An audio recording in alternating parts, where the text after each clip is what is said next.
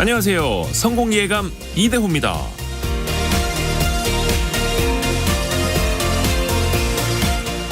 지난 2017년 버크셔 해서웨이 주주총회, 마이크를 잡은 워런 버핏이 한 사람을 찾습니다. 그의 이름은 존 보글. 이 사람 덕분에 전 세계 수많은 투자자들이 수수료를 크게 아끼면서 많은 수익을 얻을 수 있었다는 찬사를 보내며 그를 일으켜 세워 큰 박수를 받도록 합니다. 그에 앞서서 워런 버핏은 2007년부터 10년에 걸쳐 한 헤지펀드 운용사와 100만 달러짜리 내기를 벌였습니다. 대부분의 헤지펀드가 S&P 500 같은 시장 평균을 앞서기 어렵다 하면서 말이죠. 결국에 테드 세이즈라는 헤지펀드 매니저가 버핏의 제안을 받아들이면서 내기가 성사됐는데 그 결과는 엄청났습니다. 10년 동안의 수익률을 보면 테드 세이즈가 고른 5개 헤지펀드들의 수익률은 평균 36.3%였습니다. 같은 기간 버핏이 고른 S&P 500 인덱스 펀드의 수익률은 125.8%에 달했죠. 이렇게 엄청난 차이를 만든 건 바로 수수료였습니다. 헤지펀드는 매년 2% 수준의 운용 보수를 가져가고 수익금의 20%를 성과 보수로 또 가져갑니다. 반면 ETF 같은 인덱스 펀드의 연간 수수료는 0%대, 소수점 아래에 있죠. 그게 10년 동안 누적된다면 제 아무리 운용을 잘하는 펀드 매니저라도 인덱스 펀드를 이기기 어렵다는 겁니다. 인덱스 펀드를 두고 금융회사의 수익을 투자자에게 돌려준 위대한 발명품이라고 찬사를 보낼만 하죠. 9월 15일 금요일 성공예감 이대호입니다. 시작합니다.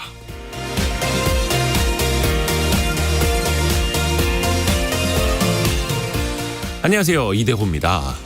인덱스 펀드, 이른바 패시브 투자라고도 하는데 내일 별책 부록을 들어주시면 훨씬 더 깊이 있게 또 유익하게 아실 수 있을 겁니다. 로빈 위글스워스가 쓴 투자의 구원자들을 내일 성공예감 별책 부록에서 여러분과 함께 읽어보죠. 자, 오늘은 금요일입니다. 원탁의 기자들이 함께하는 날이죠. 애플이 최신 스마트폰 아이폰 15를 공개했습니다. 이에 앞서서 중국 화웨이가 미국의 경제 제재를 비웃듯이 메이트 60 프로라는 또 신모델을 전격적으로 출시를 했습니다. 미국 정부와 중국 정부의 대리전을 이 스마트폰 업체들이 벌이는 것 아니냐라는 이야기 나오는데요. 그 각국의 속사정 드려보겠고요. 정부가 법인 차량에 연두색 번호판을 붙이는 제도를 추진하고 있는데 이게 언제 시행이 될지 모르겠습니다. 근데 그 전에 항상 당겨서 슈퍼카드를 법인 차량들로 또 많이들 사고 있다고 하네요. 과연 이게 대안이 될 수 있을지, 연두색 번호판 실효성이 있을지 잠시 후에 이야기 나눠보겠습니다. 경제상식 퀴즈 나가는 시간입니다. 경제상식 퀴즈. 이제부터는 특판 예금 적금 상품에 최고 금리만 표시할 수 없게 됩니다. 이게 무슨 말이냐? 자, 저희 적금 상품 들어주시면 최고 10%의 금리를 드립니다.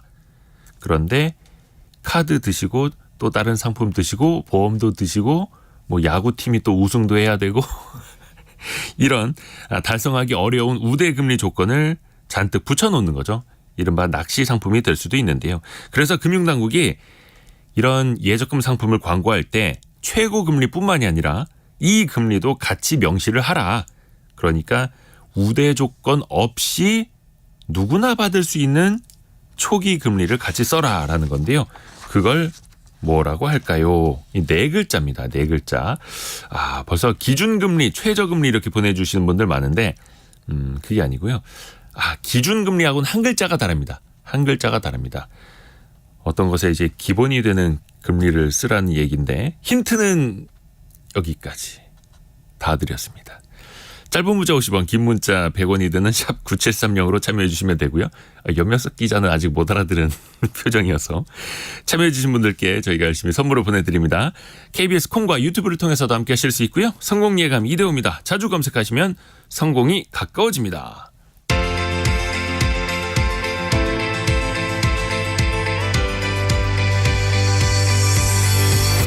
KBS 1라디오 성공예감 이대호입니다.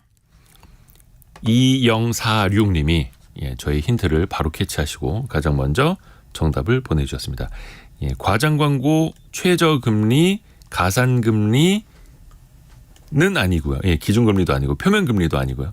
일단 오답을 많이 제가 알려드리는 게 여러분한테 도움이 될 것 같습니다. 자, 원탁의 기자들 함께합니다. 김치형 경제전문기자, 이데일리 권소영 기자, 머니투데이 방송 염현석 기자입니다. 안녕하세요. 안녕하세요. 자, 미중 갈등. 혹시 이 업체들이 좀 대리전을 벌이는 것 아닌지 이야기를 좀 해볼 텐데요. 우선은 스마트폰입니다. 스마트폰. 최근에 화웨이의 메이트 60 프로 그리고 아이폰이구나. 네, 애플의 아이폰 15가 나왔습니다. 요 제품들의 성격이랄까? 출시된 의미부터 한번 좀 각각 짚어볼까요? 네, 일단 염현석 기자.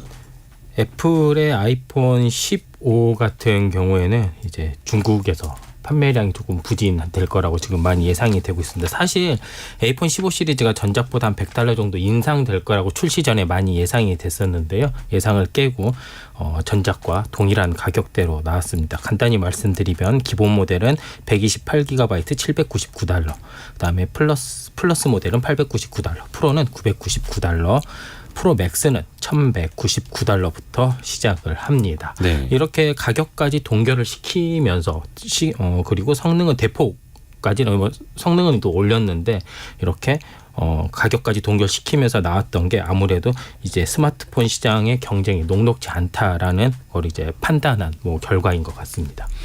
그러게요. 아이폰이 거의 가격을 동결한 셈이라고들 하더라고요. 사실상 좀 권소영 기자. 인한 느낌도 들어요. 왜냐하면 아이폰 14에 이제 고급 모델에 있었던 기능들을 아이폰 15에서는 보급형에 다 넣었거든요. 네. 근데 그 보급형의 가격을 동결하면서 아이폰 14 때는 이 고급형 기능들을 뭐 예를 들어 얼마에 샀어야 됐다면 그걸 아이폰 15에서는 조금 더 저렴하게 보급형으로 사도 그 기능을 누릴 수 있으니까 사실상 저렴해진 거 아닌가라는 생각이 드는데 결국은 이제 중국 시장 때문인 것 같아요. 워낙에 지금 스마트폰 시장 자체가 침체된 상황이잖아요. 네. 과거에는 우리가 스마트폰을 한 2년 주기로 바꿨다면 지금은 뭐 경기 침체도 더해지고 이래서 한 3, 4년 정도로 주기가 좀 길어지기도 했고 그렇죠. 가장 중요한 건 뭐 중국 문제인 건데 아이폰 시장의 전체 매출, 그러니까 아이폰 전체 매출의 20%가 중국에서 나오고 있거든요. 그러니까 애플 입장에서 보면 중국은 굉장히 중요한 시장인데 그 아이폰을 내놓으면서 만약에 가격 올렸을 경우에 그러니까 화웨이가 뭐 여러 가지 제재 때문에 한 3년간 프로 모델을 내놓지를 못했잖아요. 근데 그 틈을 타고 아이폰이 중국 시장 점유율이 굉장히 높였었는데 지금 화웨이가 프로 모델, 그러니까 고급 모델을 내놓기 시작했고 그걸 의식한 애플이 이거를 만약에 가격을 올렸거나 이러면 여기서 승산이 없다라고 판단을 한 것 같습니다. 그래서 가격 정책은 제가 이번에 아이폰 15를 보면 그렇게 혁신적인 건 별로 보이진 않는데 가격이 혁신적이었다라는 생각이 좀 들더라고요. 그 아이폰을 이렇게 시리즈마다 이렇게 보시거나 꾸준히 그 모델을 쓰시는 분들이 아니라면은 큰 차이를 사실은 느끼긴 어려운데 세부적인 뭐 성능들, 네. 반도체 성능들은 조금씩은 올라가고 있다고 하고 그 성능 올라간 것에 비했을 때는 가격이 동결된 게 그래도 그 제품을 좋아하시는 네네. 분들에게는 좀 좋아진 것 같고요. 제가 이제 미중 관계를 얘기하면서 아이폰하고 화웨이를 얘기하는 거는 네. 사실은 기억하시겠지만 화웨이에 대한 여러 가지 규제를 미국이 그렇죠. 통신 장비부터 시작해서 했거든요. 네. 그리고 그 이후에 이제 차단 반도체 수출을 제한하다 보니까 화웨이가 지금 4년 만에 사실은 최고급 모델을 휴대폰을 내놓은 거니까 4년 동안 그 어려움을 겪었던 것이죠. 이제 그게 뒤에 숨어 있고요. 또 하나는 아이폰이 이번에 가격을 그럼 낮춘 것은 실제로 중국에서의 화웨이의 제품 출시도 있지만 최근에 이제 중국에서 들려온 뉴스 중에 하나가 중국 공무원들은 애플 제품 사용하지 마라라는 지시가 내려왔다. 뭐 그렇죠. 이 얘기가 있었고 그리고 또 하나 추가된 게 뭐 국유기업 또는 공공기관 이런 데에서도 사용을 못하게 했다라는 얘기가 들려왔죠. 그렇다 보니까 이제 애플 입장에서는 그러면 우리가 중국 시장에서 이 점유율을 뺏기지 않으려면 어떻게 해야 되느냐.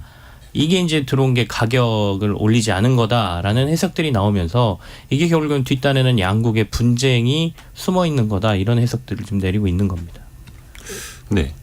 사실 여기 애플을 이렇게 거의 탁 꼬집어서 얘기를 했거든요. 사실 애플 등 외국 기기들을 보안상의 문제로 사용하지 말라라고 그러니까 얘기를 한 거예요. 중국 자국 그러니까 중국산 기기만 써라. 네. 중국의 공무원들. 근데 애초에 이렇게 그 첨단 분야에서 문제가 됐었던 게 미국에서 이런 보안 문제 때문에 백도어라든지 이런 보안 문제 때문에 문제를 삼았었던 거잖아요. 화웨이에서 똑같은 형식으로 애플을 콕 집은 외국 기기들을 중국 정부가 얘기를 한 거예요. 다만 이제 미국 같은 경우에는 공식화를 시켜서 이제 화웨이 제품을 아예 쓰지 말아달라라고 처음에 시작을 했다면 여기는 네. 일단 가져오지 말고 사용하지 말아달라라고 국가 차원인지 약간 뭐 개인의 부탁을 하는 이런 차이는 있는데 사실상 그 양국 간의 가장 첫 번째 이슈가 됐었던 보안 문제가 요 애플과 뭐 화웨이의 대리전이라고 보면 이렇게 미중 갈등의 대리전으로 볼 수 있는 뭐 하나의 요인으로도 좀 볼 수 있을 것 같습니다. 일단 중국 정부는 자신들이 공식적으로 외산폰을 공무원들에게 쓰지 말아라라고 한 건 아니다. 또 이렇게 부인도 하고. 근데 그 하루 이틀 뒤에 또 나온 이야기를 들어보면은 뭐 중국 현지에서 나온 뉴스들 네. 아이폰에서 어떤 보안상 결함 문제가 발견됐다. 또 이런 것도 또 막 띄우더라고요. 중국의 전형적인 이제 외교전 중에 하나죠. 그러니까 정부는 나서지 않고 민간을 움직이게 하는 것. 그러니까 불매운동도 대표적인데요. 네.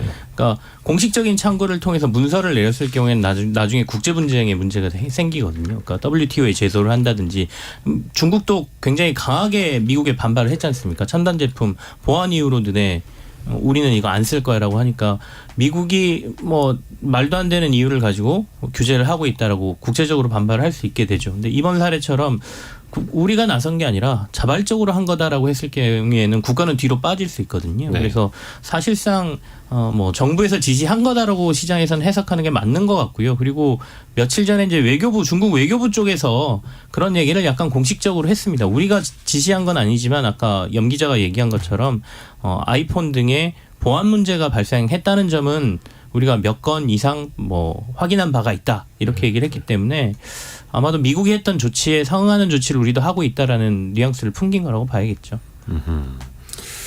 또 이어지는 이야기가 일단은 그 화웨이의 메이트 60 프로라는 모델 이게 중국 현지에서는 굉장히 인기라고 합니다. 그 애국 소비에다가 어떤 기술적인 수준도 많이 올라오면서 중국에서 이른바 그런 뉴스도 나오던데 성룡도 사려다가 실패했다고. 예, 뭐 엄청나게 줄 서 산다고 하는데 물론 이제 현실은 데이터를 나중에 열어봐야겠습니다만 또 여기서 화제가 되는 게 7나노 공정으로 만들어진 반도체가 들어갔다. 그 정도 수준이라면 미국이 첨단 장비 수출을 다 제재를 해서 도달할 수 없는 영역 아니었나 싶었는데 화웨이의 새로운 폰에 7나노짜리 반도체가 들어갔다. 이거는 어떻게 봐야 되겠습니까? 진짜 놀라운 얘기였던 것 같아요. 네. 그러니까 사실 미국이 길을 쓰고 막았던 게 중국의 10나노 이하 반도체 공정 기술은 못하게 막겠다는 거였잖아요. 네.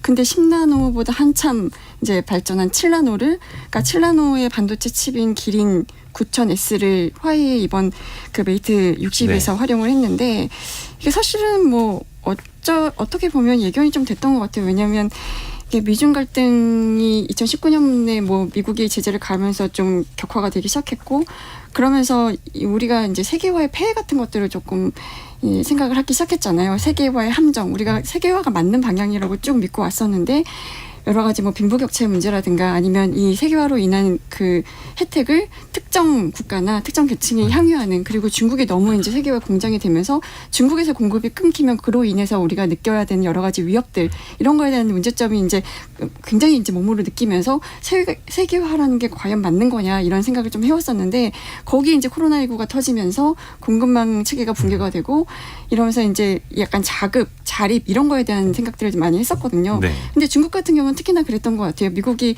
계속 이제 중국의 반도체를 그야말로 이제 죽이겠다라고 하면서 뭐 화웨이에 대한 제재든 물론이거니와 뭐 치포 동맹 이런 것들까지 이제 하면서 뭐 반도체 법안 발의하고 뭐 이러면서 계속 이제 중국을 압박을 해왔는데 중국은 그렇게 되면 어쩔 수 없이 이제 자립을 이제 생각할 수밖에 없었던 거고, 그게 결과적으로 지금 4년이 지나서 와서 보니 이렇게 10나노 공정을 넘어서 7나노 공정까지 갈 정도로 이제 중국이 4년간 뭐 이런 반도체 기술 발전을 좀 이뤘다고 볼 수 있는 거고, 이게 뭐 중국도 여러 가지 생각을 했을 것 같아요. 근데 이 극자외선, 그러니까 우리가 노광 장비가 굉장히 네. 중요하잖아요. 반도체를 만들 때.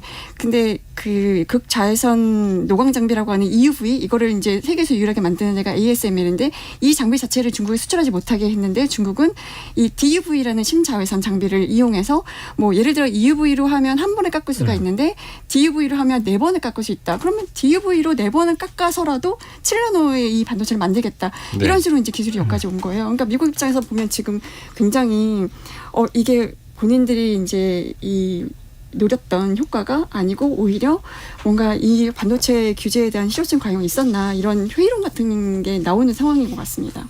그래서 미국 현지에서도 약간 그 제재의 실효성이 없었다. 이런 비판들이 좀 높아지고 있다 하더라고요.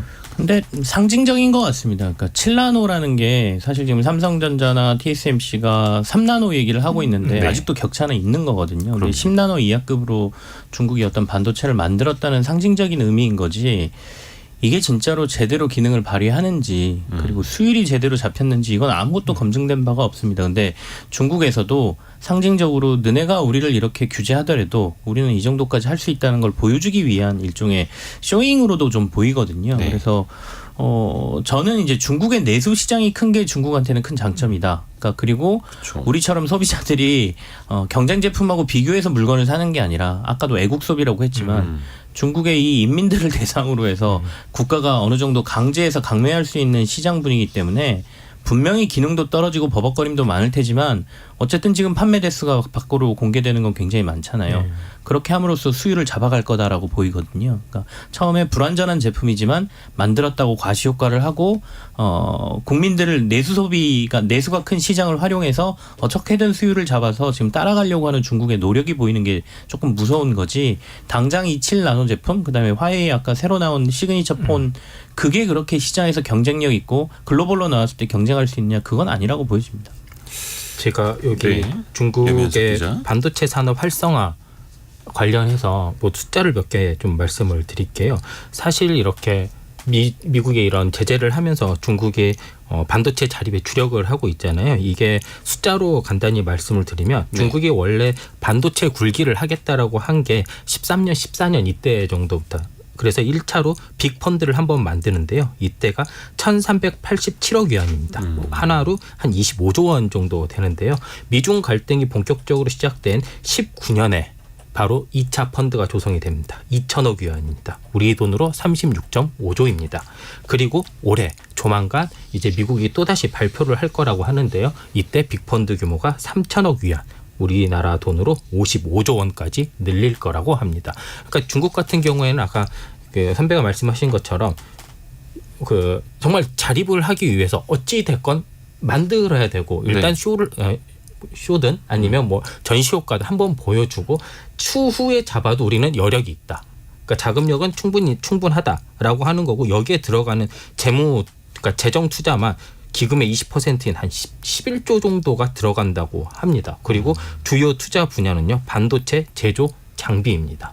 그러니까 이게 미국의 이런 반도체 제재를 본격적으로 한번 뚫어보겠다라는 의지가 어쩌면 이런 화웨이의 메이트 60 프로가 아닐까라는 생각도 좀 듭니다. 굉장히 좀 상징적인 네. 거기도 하죠.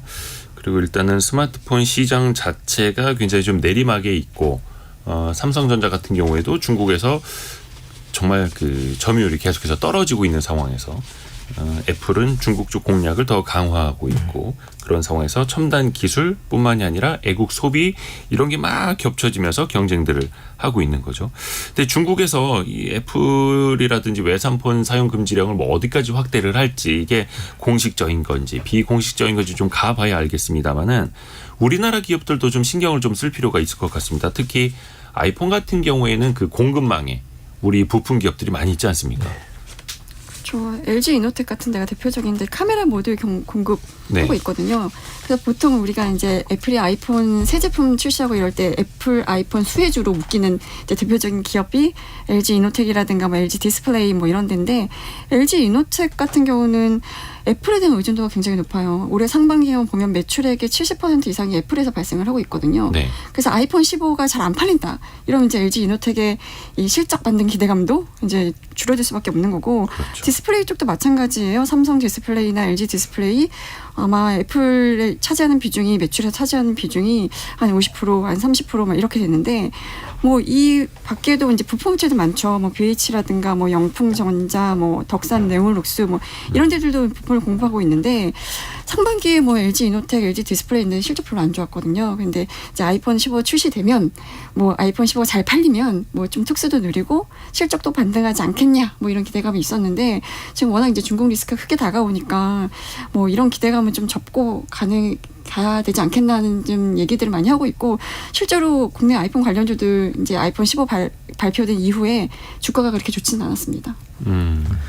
단기적으로는 말씀하신 대로 김치영 기자. 애플의 이제 실적이 조금 주춤할 가능성, 그다음에 가격을 안 올렸기 때문에 마진의 축소 가능성이 상존을 하거든요. 네. 그래서 그 부분이 뭐 주가에도 영향을 미치고 우리나라 부품업체에도 영향을 미치겠지만 더 큰 건 저희가 지금 애플을 걱정할 때는 아닌 것 같아요. 왜냐하면 애플은 아시겠지만 아이폰이라는 이 생태계 자체가 다른 쪽으로 넘어가기가 좀 힘든 생태계거든요. 그러니까 애플을 사용하고 있는 사람, 아이폰을 사용하고 있는 사람이 향후에도 아이폰을 사용할 가능성이 굉장히 높다라고 봐야 되고 그렇게 봤을 때 우리나라만 보더라도 우리나라 10대하고 20대가 아이폰을 사용하려고 하는 비율이 굉장히 높고 뭐 심지어는 20대 같은 경우에는 50% 정도가 지금 조사를 해보면 아이폰을 사용하고 있다라고 하면 지금 현재 우리나라에서의 시장 점유율도 결국에는 향후에 아이폰 생태계에 계속 남아있는 사람들이 늘어난다는 거잖아요. 네. 그럼 그거는 도리어 우리나라의 삼성전자라든지 주력 기업들의 문제로 보이거든요. 그러면 그 주력 기업의 부품을 공급하는 업체들이 우리나라에 훨씬 많기 때문에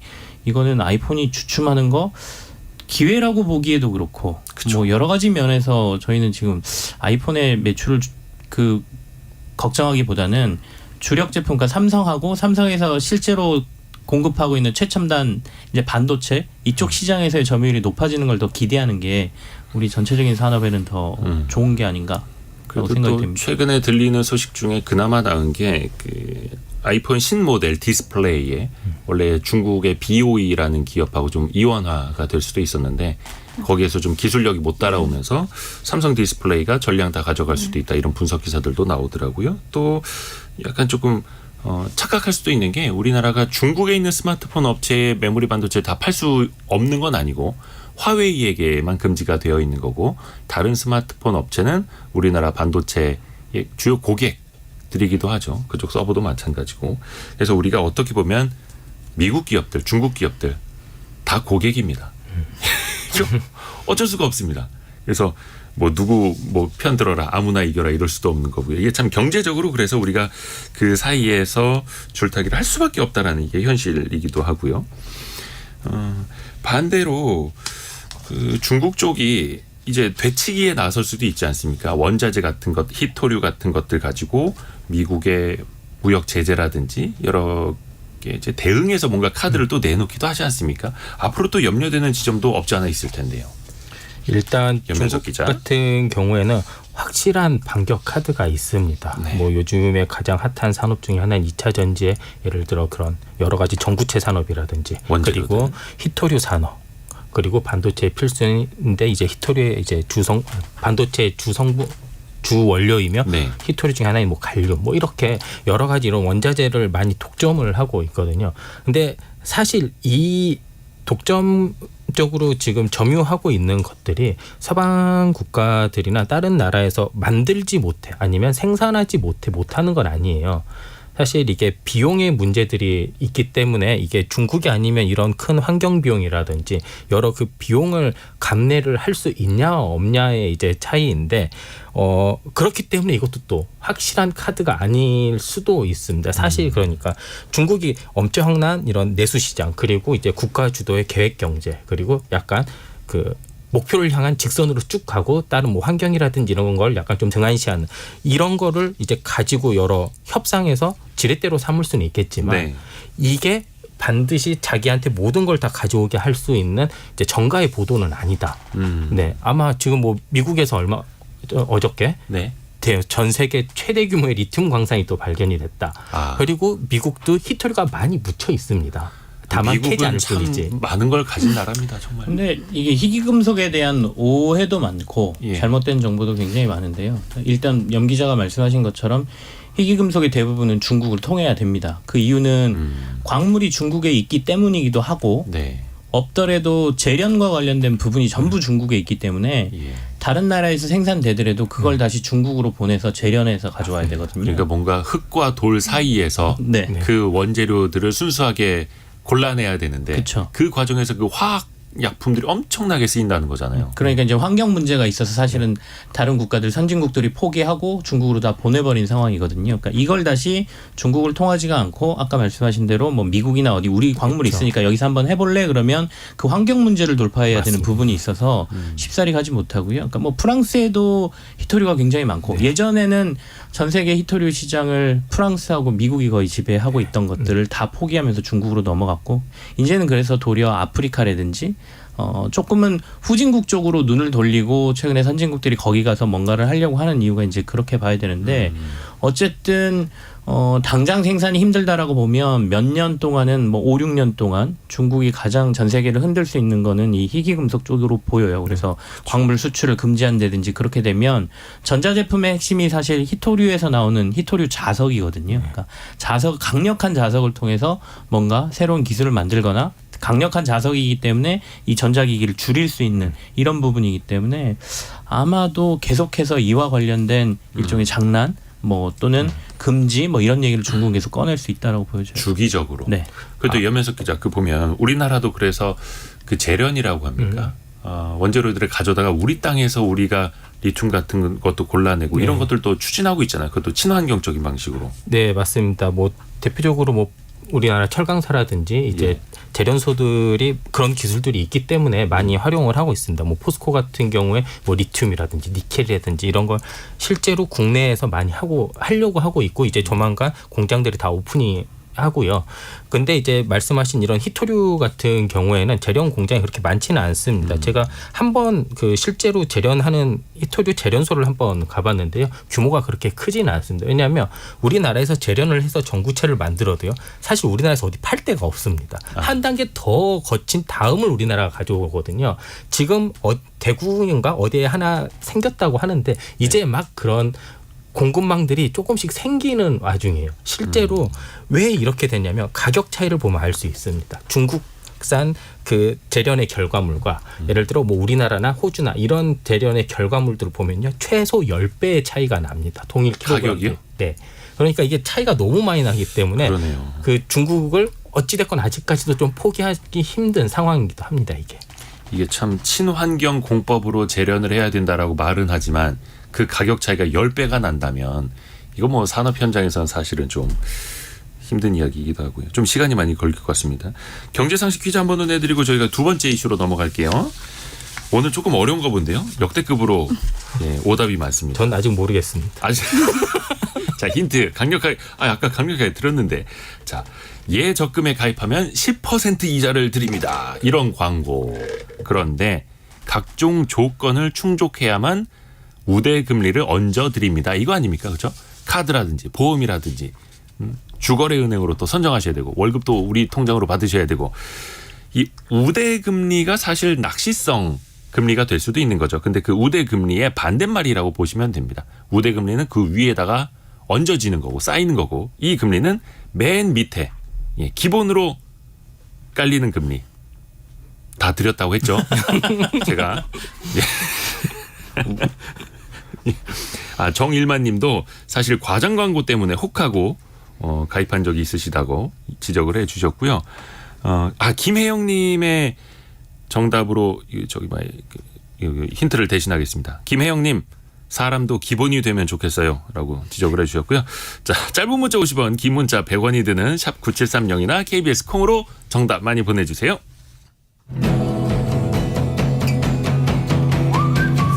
오늘의 움직임에 주목하고 세상의 흐름을 놓치지 않습니다. 여러분의 내일을 응원하며 성공의 열쇠를 함께 찾아갑니다. 성공예감 이대호입니다. 길거리 다니다 보면은 차량들의 그 번호판이 참 많이 예뻐졌습니다. 흰색 번호판뿐만이 아니라 노란색 화물 영업용, 그 다음에 하늘색이라고 해야 될까요? 파란색이라고 해야 될까요? 전기차, 친환경차. 네. 그리고 머지않아 연두색 번호판이 나올 수 있다라는 거잖아요. 네. 연두색 번호판은 뭔가요? 법인차에 김치영 기자? 네, 네. 법인차에 붙이는 이제 번호판이죠. 도입을 지금 준비를 하고 있고요. 빠르면 뭐 9월에도 시행할 수 있다 그랬는데 아직 뭐 여러 가지 세부적인 확정이 안 돼서 언제 될지는 조금 지켜봐야 될 것 같은데 법인에서 구입해서 뭐 리스나 렌탈로 이용하는 차들의 번호판은 이제 연두색으로 하겠다 이렇게 지금 추진이 되고 있습니다. 법인차. 그러면은 법인이 직접 구입하는 것. 그죠? 뭐 렌터카도 많이 쓰고 법인의 리스 차량도 많이 쓰게 되는데 이게 구체적으로 어떻게 확정이 된 건가요? 세부적인 내용이? 이게 원래는 9월부터 이르면 시행될 거다라는 이야기 몇 달 전에도 저희가 전해드린 적이 있거든요. 이게 사실 빠르면 뭐 상반기에도 시행한다는 얘기도 있었고요. 뭐 이게 계속해서 좀 나오는 얘기입니다. 이게 처음에 제가 세종시 출입할 때 처음에 나왔었으니까요. 한 6, 7년 된 이야기입니다. 그렇게 처음에 오래됐어요? 나왔을 때 이게 국세청에서 그 법인 그 세금 감치를 하다 보니까 이게 세금 탈루가 그 법인 차량들에서 많이 이제 새 나간 겁니다. 그래서 이루어진 첫 번째 조치가 제 기억이 맞다면 아마 운행 일지를 작성을 하면 비용 처리를 좀 더 할 수 있게 해주는 네. 그게 아마 첫 번째 조치였는데 이게 문제가 운행 일지를 작성하지 않아도 기본으로 한 800만 원 정도는 해주거든요. 근데 이 800만 원을 이게 횟수의 장관, 그러니까 기한이 없이 기한이 계속 할 수 있습니다. 네네네. 그러니까 이제 올해 내년. 못하면 내년에 하면 되고 이렇게 계속 미뤄서 할 수 있다 보니까 아무래도 이렇게 근절이 좀 잘 안 되고 그러다 보니까 이제 별로 끊기지가 않은 거죠. 그러면 법인차를 왜 타냐를 알아봤더니 뭐 내 돈 아니고 뭐 그러니까 회사 돈으로 좀 좋은 차를 폼나게 개인적으로 이용하고 싶은 심리가 강하니 법인차임을 드러내자라고 해서 이게 만들어진 겁니다. 조금 더 설명을 네. 드리면 권소영 기자. 법인차는 이제 구입비라든가 보험료, 유류비 이런 걸 다 법인이 부담하잖아요. 그러니까 네. 일단 개인이 부담하는 게 없어요. 이제 여기다 이제 세금 감면 혜택을 좀 설명을 드리면 업무용 차량 구매비, 리스비 이게 연간 최대 800만 원까지 인정을 받을 수가 있는데 이게 기간이 없으니까 예를 들어 한 8천만 원짜리 좋은 차를 사서 10년간에 걸쳐서 800만 원씩 비용을 나눠 처리하면 그냥 이제 그렇죠. 구입비가 빠지는 거죠. 거기에다가 이제 운행 일지를 쓰면 연료비나 자동차세, 보험료, 수리비 제한 없이 비용 처리가 가능하고요. 운행 일지를 쓰지 않을 경우에도 구매비나 리스비 포함해서 연간 1,500만 원까지 이제 비용을 인정받을 수 있으니까 이 고가 법인차가 이제 탈세의 원상이 되는 건데 이거를 그냥 그 목적대로 업무용으로 쓰면 괜찮은데 이거를 법인차를 사서 개인이 사적으로 이용하는 게 이제 문제가 되는 거거든요. 네. 이렇게 되면 업무상 횡령, 배임 이렇게 해당이 되는데 이거를 막거나 적발을 할 수 있는 방법이 없는 거예요. 일단 국세청이 이거를 조사할 수 있는 권한도 없고 인력도 없고 이러니까 그냥 이렇게 이런 법인차를 이용한 탈세, 그러니까 개인이 누리는 탈세, 주로 오너 일가나 사주의 이제 가족들이 보통 쓰는데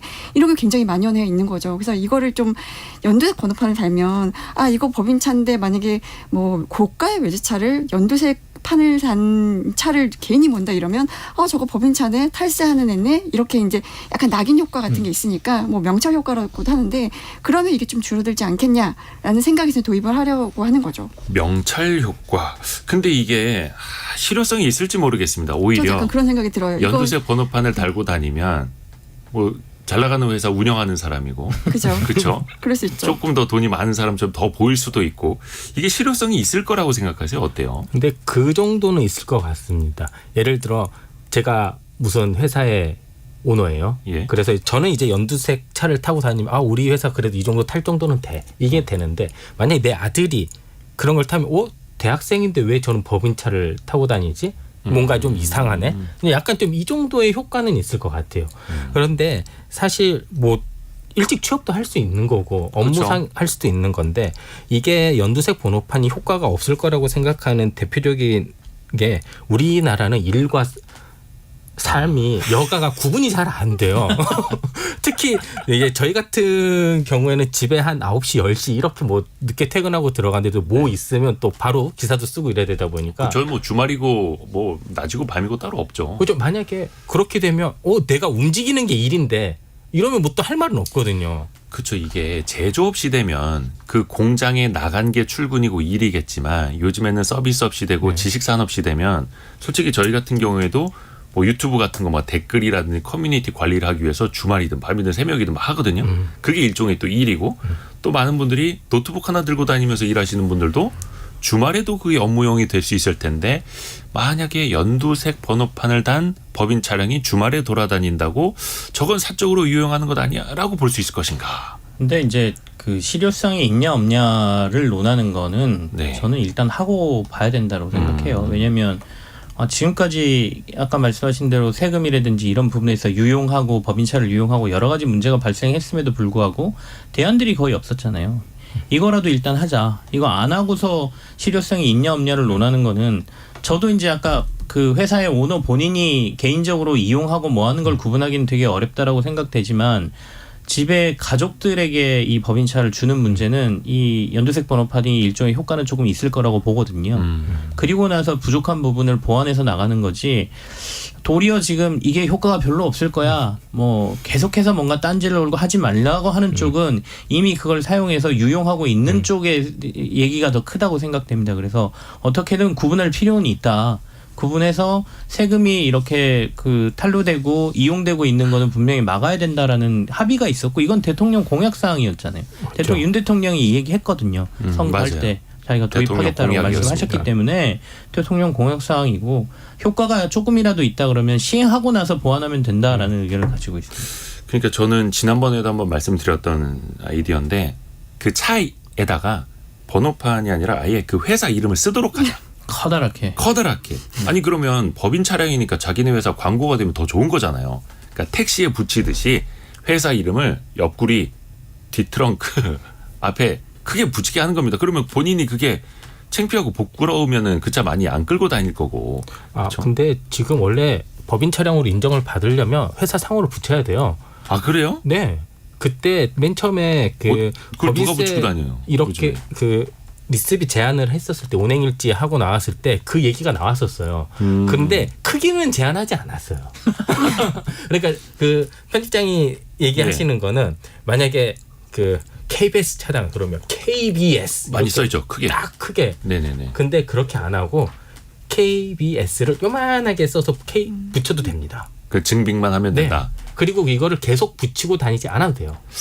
물론 이게 영업하시는 분들 차량, 네. 영업용 차량에는 붙여서 오히려 네. 광고 효과를 내려고 하는 분들도 있는데 제가 드리는 말씀은 정말로 억대, 고급 차량, 네. 슈퍼카 이런 거를 회사 이름을 끌고 다니면 예를 들어서 페라리 보닛에 회사 이름을 떡하니 크게 붙여놓으면 그건 조금 그 효과 있지 않을까? 상상을 해봤습니다. 상상. 근데 이게 우리나라 사람들 참 빠른 게 이 연두색 번호판이 시행될 수도 있다 하니까 올해 앞당겨서들 사나 봅니다. 법인으로 그렇게 슈퍼카 구매가 올해 늘었다고 합니다. 이게 절판 마케팅이라고 하죠. 네. 보험에서 가장 많이 하는 마케팅인데요. 이거 이제 혜택 곧 끝납니다. 빨리 하셔야 됩니다 하고 비슷한 것 같습니다. 그러다 보니까 뭐 기준에 따라 다 다른데 4월 말 기준으로 취득가액 3억 원이 넘는 승용차 가운데 74.8%가 법인 차량이었다라고 하거든요. 네. 그리고 고급 브랜드들의 전년도 대비 판매 대수 증가율을 보면 이게 훨씬 눈에 확 드러나는데요. 포르쉐 같은 경우에는 7월까지 한 7,000대 정도가 팔렸는데 36.3% 지난해보다 더 많이 팔렸고요. 랜드로버가 132%가 팔렸어요. 그러니까 물론 이제 비싸고 파는 대수가 좀 적기 때문에 이 증가율이 확 더 늘었다 이렇게 볼 수도 있겠지만 그래도 어쨌든 랜드로버도 7월까지 3,396대가 팔렸거든요. 그리고 람보르기니도 전년보다 27.5%가 더 팔렸고 롤스로이스는 28%가 더 팔렸다고 하니까 이 절판 마케팅이 기승을 부리고 있다 이렇게 봐야 되겠죠. 이게 사실 정책을 도입하는 과정에서 이 도입 시기가 늦어지면서 계속 이런 효과들이 나타나는 건데 네. 이게 벤츠 같은 경우는 그러니까 그 수입차들의 이 프로모션도 큰 몫을 한 거죠. 이제 벤츠 같은 경우가 전기차 EQS 450 SUV 이게 이제 고급 차량인데 개인 고객에게는 11%를 할인해주면서 법인 고객은 17% 할인해주더라고요. 그러니까 이게 타겟팅이 너무 명확한 거죠. 그러니까 정책 도입 시기가 더 늦어질수록 이런 효과는 계속 이어질 거다라는 생각이 좀 듭니다. 이게 사실 이렇게 비싼 억대 차량을 개인 명의로 사는 사람들은 사실은 많지 않아요. 그렇죠. 제가 오히려 그럼 그걸 매장 가면 거의 다 법인으로 하실 거죠? 이렇게 그렇죠. 기본으로 물어봅니다. 그 숫자를 한번 보여드리겠습니다. 올해 네. 1분기 기준이긴 한데요. 람보르기니 전체 1분기 동안 54대가 팔렸습니다. 네. 근데 법인이 45대입니다. 83%고요. 벤틀리는 168대 중 129대, 77%가 법인 고객. 거의 다 법인. 롤스로이스는 54대 중 50대, 93%입니다. 마이바흐는 466대 중 396대, 85%가 법인 고객입니다. 사실 그러니까 수입차 참. 신규 등록대 수는 좀 감소세거든요. 네. 7월 거 보면 한 뭐 전월 대비로는 21% 감소했는데, 그러니까 개소세 인하 효과가 좀 끝난 영향도 있어요. 근데 이게 브랜드별로 고급 브랜드가 있는 데는 다 늘었고, 이제 초고가 차량 비중이 좀 낮은 곳들이 있잖아요. 예를 들면 폭스바겐이라든가 미니 그리고 쉐보레 이런 데는 줄었더라고요. 그러니까 수입차 시장에서도 이제 양극화가 양극화가 요 정책 때문에 이제 나타나는군요. 나타나고 있는 거죠. 요거는 아직 이제 확정된 이야기가 나오지 않아서 네네. 계속해서 또 앞으로 어떻게 되는지 뭐 몇 년 전부터 논의되던 거라고 하는데 몇 년 후에도 또 같은 이야기를 원탁의 기자들에서 하고 있을 수도 있겠고, 좀 일단 시행이 되는 것도 저희가 또 알려드릴게요. 오늘 김치형 경제전문기자 이데일리 권소현 기자, 머니투데이 방송 염현석 기자 함께했습니다. 고맙습니다. 감사합니다.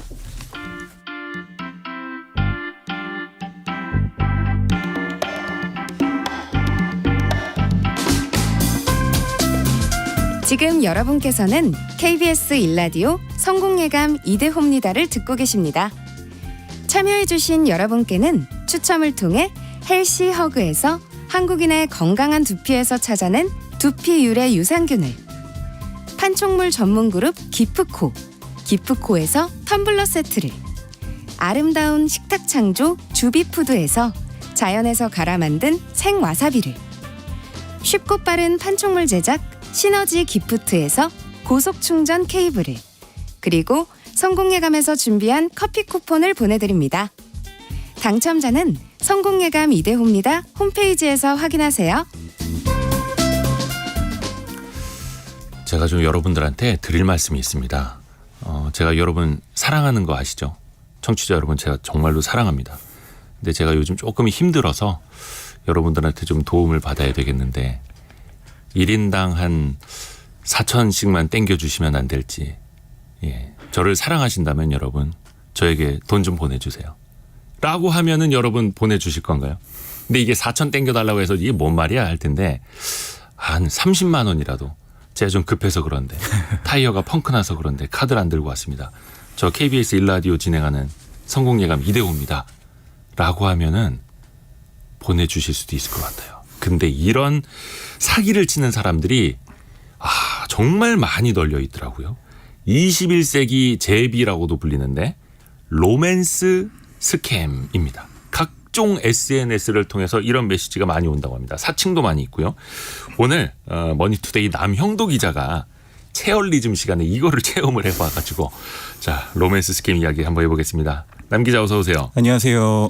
우선은 로맨스 스캠이 뭔지 모르시는 분들을 위해서 이게 어떤 수법인지부터 알려주세요. 그러니까 주로 뭐 모든 SNS, 거의 페이스북, 인스타그램, 카카오스토리 이런 거부터 채팅 앱, 뭐 데이팅 앱 이렇게 해서 접근 통로가 다양하게, 그러니까 이 말을 걸고 다가오는 거예요. 그 친분을 쌓고 그 다음에는 이제 해외 계좌 뭐 이런 걸로 돈을 보내달라, 가상화폐를 투자해보면 어떠냐 이런 식으로 유도하는 겁니다.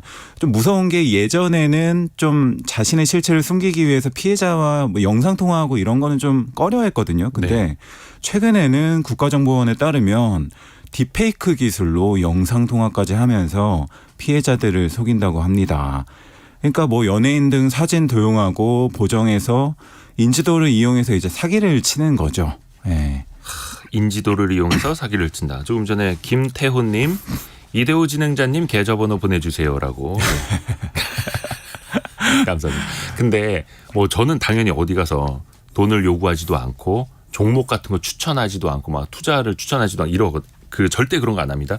근데 저희도 출연하셨던 뭐 김영익 교수님이라든지 유명한 경제학 박사님들, 심지어 투자자문사, 자산운용사 대표님들을 사칭하는 계정들이 너무 많고, 심지어 유튜브에도 그 사람이 방송 출연했던 짜집기로 영상을 편집을 해서 마치 이 사람이 운영하는 유튜브 교묘하게, 채널인 것처럼 네. 교묘하게 해서 믿고 어디로 돈을 보내세요, 운영해 드립니다.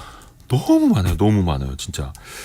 근데 이런 사기꾼 21세기 제비 로맨스 스캠이 남영도 기자한테도 접근을 했던 겁니까? 네. 이야. 그 뭐 킴이라는 이름의 계정인데 네. 팔로우를 했더라고요. 그래서 SNS 계정으로? 팔로우를 하니까 개인 메시지가 오기 시작합니다. 뭐 네. 안녕 얘야. 안녕 얘야. 네, 어색하게 번역기를 돌리는 네. 듯한 말투로 시작해서 자기가 미국 출신이고 뭐 UN 평화유지군으로 우크라이나에 있다. 뭐 어려서 부모님을 잃었다. 뭐 이런 서사로 동정심을 자극하고요. 그러니까 대화를 계속 이어가다 보니까 어느 순간부터는 뭐 갑자기 저를 좋아한다. 고백을 하고 사진을 보내달라. 뭐 그 사진으로 또 사기를 치려고 하는 거라고 하더라고요. 그 다음에는 뭐 한국에 46억을 투자하고 싶다고 본론을 꺼내더니 뭐 도와주면 절반을 주겠다. 알겠다고 했더니 뭐 이름 전화번호를 보내래요. 막 지어서 보냈더니 배송했다고 뭐 통관 수수료 200만 원을 내야 된다. 아니면 압수를 당한다. 뭐 이렇게 하는 거예요. 예. 그러니까 돈이 없다고 하니까 계속 끈질기게 회유하고 대출이라도 받아라. 오. 대답을 안 하니까 뭐 음성 전화도 오고 이런 식이었습니다. 그 5147님 나는 홍콩의 금융가 딸이라고 이런 사칭도 굉장히 많습니다. 네. 실제로 여기에서 속아서 피해를 당하시는 분들이 많다라는 거잖아요. 이게 어떻게 집계된 데이터가 있나요? 그러니까 국가정보원에 따르면 로맨스 스캠 피해액이 2020년만 해도 3억이었는데 2022년에는 40억 정도로 매년 증가하고 있습니다. 네. 그러니까 최근 5년간 2018년부터 22년까지 피해 건수가 280여 건이고요. 피해액은 92억 원이 넘습니다. 네. 그래도 이게 데이터들은 있기는 한데 피해액이 이것도 늘어나고 있는 거고. 근데 이게 사실 로맨스 스캠이 하루 이틀 된 얘기가 아닙니다. 다만 네. 그 방법이 온라인, 모바일, SNS로 넘어갔을 뿐인데 왜 이렇게 계속 점점 피해가 커질까요? 그러니까 단어가 처음 나온 게 뉴스 찾아보니까 2014년이에요. 꽤 오래됐는데 최근에 SNS가 점점 더 위력적으로 변하기 때문이라는 분석이고요. 네. 예전에는 뭐 프로필이 외모 정도 보는 거였다면 요즘에는 외모, 성실성, 능력, 뭐 보이지 않는 것까지도 다 보여줄 수 있고 심리학 용어로는 후광 효과가 커지기 때문에 이런 게 커지면 신뢰도가 높아지고 경계심이 누그러지는 거죠. 그래서 중장년층의 피해가 크고 이게 어떻게 보면 사회의 외로움을 드러내는 범죄라고 볼 수 있습니다. 아, 사회의 외로움을 드러내는 네, 이런 걸 범죄다. 파고드는 거죠. 물 좀 드세요. 네, 남영도 기자가 아직까지도 이 코로나 후유증에서 거의 한 달 됐잖아요. 맞습니다. 아, 죄송합니다. 저는 거의 네. 예전에 한 잔기침이 2달 넘게 가더라고요. 하여튼 고생이 많습니다. 자, 그래서 이 로맨스 피해, 그 로맨스 스캠, 그 본인도 접근을 당했는데 그 네. 피해자도 취재를 한 거잖아요. 맞습니다. 62년생 어머니에게 미국 의사라면 접근했대요. 네. 뭐 수술 사진 이런 것도 보내고. 그러니까 낯선 외국인과 대화가 재밌으니까 이제 3, 4개월 정도를 하셨는데 결국에는 돈이죠. 휴가 가야 된다. 500만 원씩 요구하고 결국 대출까지 받으셔가지고 1억 3천만 원이나 보내셨다고 합니다. 심지어는 경찰에 신고한 뒤에도 돈이 부족하다고 끝까지 빼먹으려고 했다고요. 네. 이게 의사, 군인, 뭐 사업가 등등을 또 사칭을 하고 네, 있는데 맞습니다. 저는 예전에 럼스펠드 장관한테 메시지가 온 적도 있습니다. 내가 미국의 장관까지 한 사람인데 뭐 이렇게 나랑 알고 지내지 않겠느냐 이래서 이게 뭔 소리야 하는데 근데 이게 속는 분들이 많이 계세요. 누구나 당할 수도 있어요. 그러니까 기사 댓글 봐도 뭐 네. 정신 차려라 얼마나 바보 같으면 당하냐 이러시는데 아, 오히려 당한 사람을 네. 조롱하는. 심리학과 당국대 심리학과 교수님 실험을 하셨대요. 예. 가짜로 이제 대학 교수 명함을 만들고 이분이 방송사 자문까지 하는 사람이다. 이렇게 속이면서 돈을 빌려달라고 했다고 합니다. 그러니까 관찰자일 때는 누가 저런 거 속냐라고 했던 분들이 한 분도 빠짐없이 현금이 있으면 다 줬다고요. 그러니까 내 일이 되면 객관적으로 판단하기가 어려워지는 거죠. 그러니까 피해자 잘못이 아니라 명백하게 사기꾼들 잘못입니다. 아예 사기꾼이고 거기에 속도록 사실 이들이 만드는 거죠. 예. 7275님 킴 캐스트로라는 이름으로 팔로우 많이 오더라고요. 아니 진짜 왜 이렇게 캐스트로라는 사람이 유명하죠. 많아? 네. 이거 거의 그 누구죠? 김미영 팀장 약간 그런 느낌이에요. 네, 킴 맞습니다. 캐스트로. 근데 이거는 또 교묘하게 다른 사람 계정으로 또 실존하는 사람의 사진하고 이런 걸 또 퍼가서 네. 사칭을 또 하고 있는 거고요. 근데 이게 범죄자들을 검거할 수 있습니까? 혹시 처벌 수위나 이런 건 어떻게 됩니까? 쉽지 않습니다. 왜냐하면 대포 통장으로 달라고 하는 경우가 대부분이고 명의자도 뭐 카카오톡 계정도 대포폰으로 이용해서 국가가 주로 해외가 나오기 때문에 공조가 필요한데 추적하기가 굉장히 힘들다고 이제 경찰 관계자분들 말씀은 그렇습니다. 해외에서. 네. 그러니까 현행법은 범죄 유형별로 개별법에서 규제를 하고 있는데요. 이런 신종 사기 범죄는 처벌 법규가 마땅치 않고요. 그러니까 피해액이 뭐 1억 원 미만이라고 하면 보이스피싱 같은 경우는 조직적 사기로 분류돼서 양형 기준이 최대 징역 3년에 달하는데 로맨스 스캠은 일반 사기로 취급되면은 최대 징역 1년 6개월에 그치는 거죠. 그러니까 금융업 영업 행위를 통해서 다중을 상대로 이득을 취하는 다중사기 범죄방지법 제정안이 발의됐는데 여기에 피해 구제 조치나 뭐 피해액이 많으면 가중 처벌할 수 있는 내용이 담겼습니다. 그러니까 아직 통과는 안 됐는데 이런 사각지대를 막기 위해서는 법적 제재가 꼭 강화돼야 한다는 주장이 나오고 있어요. 5147님이 올해 초에 로맨스 스캠에 400을 당했습니다. 제가 할 말이 많습니다라고 보내주셨고 이게 누구나 있을 수 있는 일입니다. 강인규님 옛날에는 미군으로 사기쳤는데 요즘엔 항해사로 많이 치더라고요. 가짜 외국은행 사이트까지 만들어서 사기를 치더라고요. 교묘해지고 있습니다. 어떻게 피할 수 있을까요? 이런 피해를. 어려운데 이제 네. 개인적으로 어쨌든 주의하는 게 일단은 최선의 예방책입니다. 그러니까 아무리 연인 관계라고 해도 얼굴도 본 적 없는 사람이 금전을 요구하면 의심부터 하는 게 포인트고요. 이게 자기 일이 되면은 좋게 생각하는 경향이 강한데 그렇기 때문에 오히려 가족과 지인들에게 이런 상황을 공유하고 객관적으로 판단할 수 있게 하는 게 중요합니다. 그리고 최대한 끝까지는 그러니까 기준을 돈 보내달라는 얘기가 나오면 끝내야 됩니다. 이게 잘 놀았어 안녕 뭐 이런 식으로 하면서 의심되면 바로 경찰서나 모바일 사이버캅 앱으로 신고하시면 됩니다. 예, 박지수님이 이대호 KBS 1라디오 진행자가 운영하는 쪽집게 방이라고 문자가 왔네요. 보내주셨는데 아우 미치겠습니다. 아주 그냥 어디서든 돈을 보내라. 자기를 믿어라. 맡겨라 하면은 100% 사기입니다. 100% 사기이고 그냥 끊어버리시고 차단을 하셔야 됩니다. 라디오만 잘 들어주시면 됩니다. 그러게 이거 좀 수사 당국에서 조금 더 강력하게 나서줬으면 좋겠습니다. 머니투데이 남형도 기자 함께했고요. 저희는 잠시 후 뉴스 듣고 2부에서 86번가 정광우 대표와 함께 10시 5분에 금방 돌아오겠습니다.